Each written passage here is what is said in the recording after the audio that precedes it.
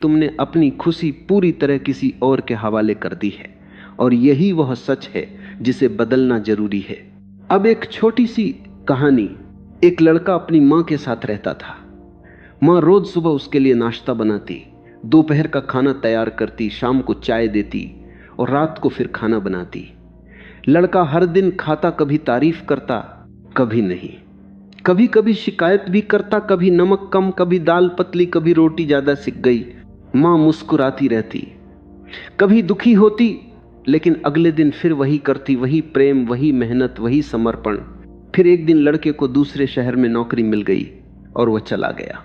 शुरुआत में सब नया और रोमांचक था, नया शहर, नए लोग, नई जिंदगी।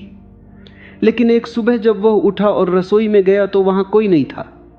न नाश्ता तैयार था, न चाय की खुशबू, न मां की आवाज, उठ जा बेटा, देर हो रही है। उस सुबह उसे पहली बार एहसास हुआ मां के हाथ के खाने की असली कीमत क्या थी। उस खाने में सिर्फ मसाले नहीं थे, उसमें प्रेम था, फिक्र थी, दुआएं थीं। लेकिन जब तक वह रोज मिलता रहा उसने उसकी कद्र नहीं की। जब वह दूर हुआ तब उसे उसकी अहमियत समझ आई। वह अकेले में रोया। उसने मां को फोन किया और पहली बार कहा, मां तेरे हाथ का खाना बहुत याद आता है। मां हंस पड़ी, अभी तो गए हो, ज्यादा नाटक मत करो। लेकिन मां भी समझ गई थी, अब उसे सच में समझ आ गया है।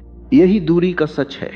उपस्थिति अक्सर वह एहसास पैदा नहीं कर पाती जो अनुपस्थिति करती है। जब तुम सामने होते हो लोग तुम्हें देखते हैं लेकिन हमेशा महसूस नहीं करते। जब तुम नहीं होते तब वे तुम्हें सच में महसूस करते हैं। तुम्हारी यादें, तुम्हारी बातें, तुम्हारी छोटी छोटी आदतें सब उन्हें घेर लेती हैं और तब उन्हें समझ आता है कि तुम उनकी जिंदगी में कितने जरूरी थे। लेकिन यहां एक बात और समझो, यह कहानी मां बेटे की है, जहां प्रेम सच्चा, गहरा और बिना शर्त होता है। हर रिश्ता ऐसा नहीं होता। कुछ रिश्तों में तुम्हारे जाने के बाद सामने वाले को कोई फर्क नहीं पड़ता। वह अपनी जिंदगी वैसे ही जीता रहता है जैसे तुम कभी थे ही नहीं। और यह जानना बेहद जरूरी है, क्योंकि यही सच्चाई तुम्हें यह समझाती है कि तुम अपना प्रेम, समय और ऊर्जा कहां लगा रहे हो।